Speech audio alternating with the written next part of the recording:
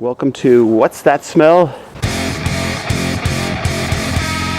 Hey, what's that smell? And it is right around 6 a.m. for once in a blue moon. Before we get going, just wanted to make sure to wish you all a happy Thanksgiving on this day before Thanksgiving morning. Hope you're all set and prepared for a nice holiday weekend and gathering. That I am here at the Manor Square. Used to be the home of Manor Bowling Alley, right next to the post office. A suggestion by Mr. Donald Moore was to go around the city and see more of the locations that have changed over the years.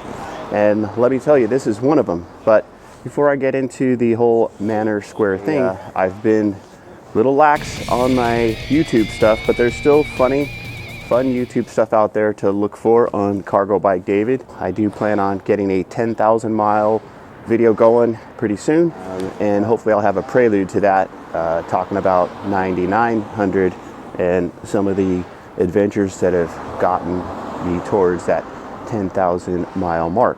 Not necessarily the goal, it's just something that happened. A little bit inactive on Instagram too. Business and life have been busy, which is a good thing. I hope it's been good for all of y'all. Hey, the Sharks won last night, right? Not that they're keeping up with the Golden Knights, Anna, but we'll see. It's a long hockey season. Today, what I really want to talk about is trustworthiness. You know, part of why we vote for people is, are they trustworthy? They're supposed to be representatives, right? I say that all the time, and they're not necessarily supposed to be leaders. And that's in reference to the reinstatement of the Donald on Twitter, which has become a shit show. It was a shit show to begin with, let's be honest. Not as shit showy as the Parler, which was basically hate-filled stuff. Twitter's pretty darn close to that, and it's even better now. So it's kind of like, we all know someone who, if you're talking to them and you tell them that you're going to go to a movie or you're about to read a book, they're going to start telling you the whole story before you even read it. Okay, that's not somebody you want to give your secrets to. You know, I mean, sometimes you're sitting down and actually watching a movie, and somebody, I won't mention names, will tell you the scene before it happens. That's not somebody you're going to trust with your confidential feelings and secrets. So that was the person that used to be our president, who on Twitter, way back when, took a highly classified satellite image from one of the best satellites the U.S. ever has, and he posted it in all its glory on Twitter for the world to see. And that person is again running for president. And I don't even like to say his name, really. We as a country had this person as president of the United States, and he also run again for. He's a braggart, a windbag, a narcissist. He's an ass licker to dictatorial type people, and he just wants to be just like them. A tax manipulator, feed the rich, tax the poor. And sadly, someone who divulges the secrets of the United States intelligence services, looking for unlimited power. If any of you have loved ones that are in the armed forces or part of the intelligent community of the United States, this is not the kind of person you want to have seated as your president or leader or anything like that. One gentleman says that the latest release confirms a kind of recklessness of the part of the former president, and also a disrespect for the rather astonishing intelligence that he was receiving. The incident is telling about that man's ability to handle classified documents as he heads into the 2024 election cycle. He goes on to say, I wouldn't tell this man any information that I wanted to remain private. The idea that he could have, again, access to classified information is unnerving. That says a lot from somebody who has given their life to the United States government, armed forces, and intelligence communities. So I don't often show my cards, but at this particular time, I feel it's necessary to say that it's not going to be a good idea. It's probably even worse that he's running, because it's going to create a huge divide. It might set the table for, say, majority in 2024. So if they split the party, you know, it's a good strategy, divide and conquer. And if the Democrats play their cards right, they could probably split those Republicans and win. And it's not that the Democrats aren't somewhat divided themselves. Anyway, trustworthiness, that's, it's hard to find somebody trustworthy in government because they're all beholden to their monies.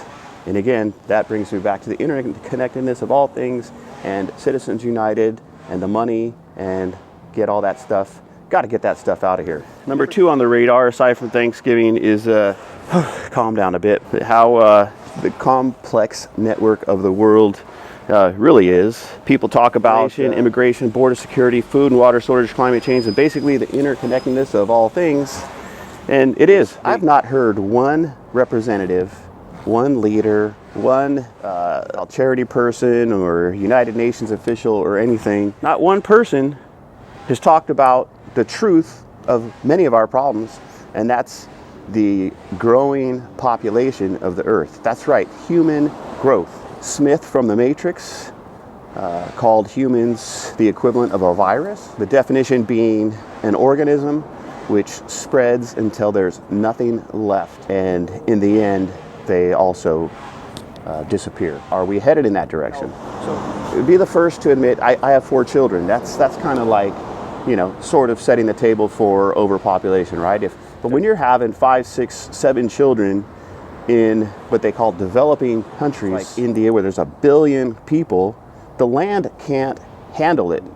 And of course you're going to have water shortages. And then you have, India's complaining that America is responsible for all this global warming and stuff like that. And that may be the truth. But again, living sustainably used to be part of indigenous cultures. On our planet, there's only so much water, so many trees. Our resources are finite.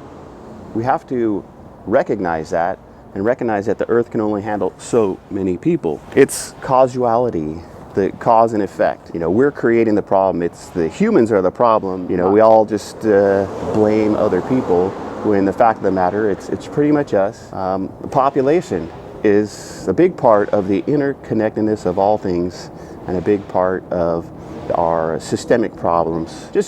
All you have to do is look at the Bay Area, but when you raise communities and stuff where it used to be farmlands and you build homes, you don't have those farms to feed the people, so it's a catch-22. You build structures for more people, but you have less food or less water. But the growth rate here has just been astronomical, as it has been everywhere. Just look at Livermore Valley. So food, water, and other resources, are being taken over and controlled by corporations. They see where the money is, and the people need all that stuff, and it's a supply and demand issue. If you're a corporation and you control the food and the water, you're guaranteed profits.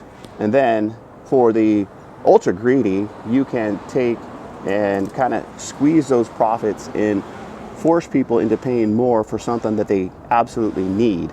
And that's a travesty. I'm not saying that the government should control these things.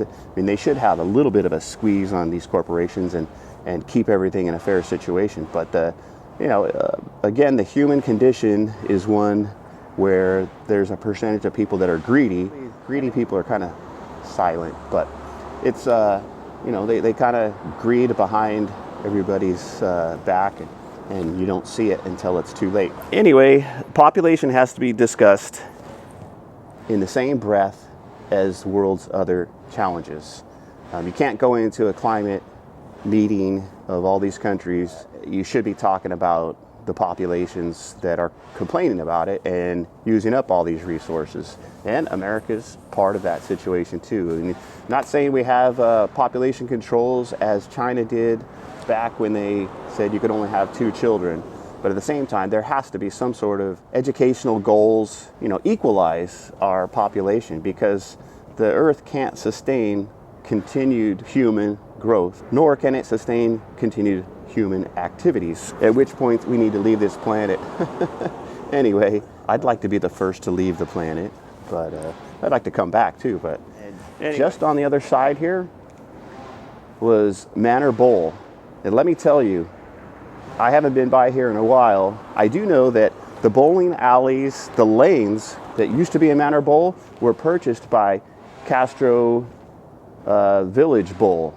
And I've done some flooring work up there, And so the new lanes in Castro Valley are from the Manor bowling alley. And needless to say, that whole structure, Manor Bowl, is no longer there. And there's this behemoth of 3-story buildings. You see them out in Dublin where they have these townhouse situations there. And it's just, it doesn't blend in with Washington Manor at all. But it's pretty crazy. Back here in the corner used to be a business called ServPro, which there's still a lot of ServPros around.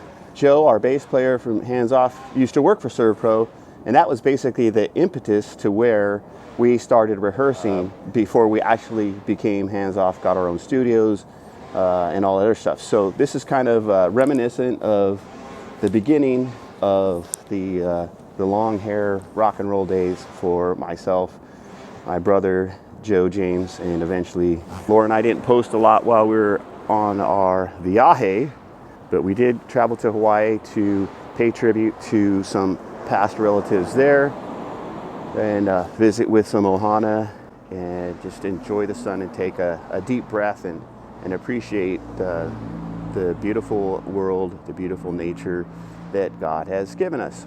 Anyway, that's pretty much it for What's That Smell? 6 a.m. Well, I did start off at about 6 a.m. this morning, which is rather unusual. But again, I thank Donald Moore for giving me that idea to get around to see our other locales and stuff. Anyway, check me out, hit me up, email me, text me if you have my number, all that good stuff. Love hearing from you guys and seeing how you're doing. We're doing pretty good. The family's doing good. So I hope you guys all have good times with your family. Stay healthy, stay safe, and God bless you all. Have a happy Thanksgiving. Love you, bye. Trustworthiness. Sorry, I keep these. And again, part of that construction of the new buildings is that Manor Boulevard is no longer filled with craters. They actually redid the road here. It's looking good. Eventually there'll be another 1,000 people living in Washington Manor once those homes are built. Maybe not 1,000, maybe 500.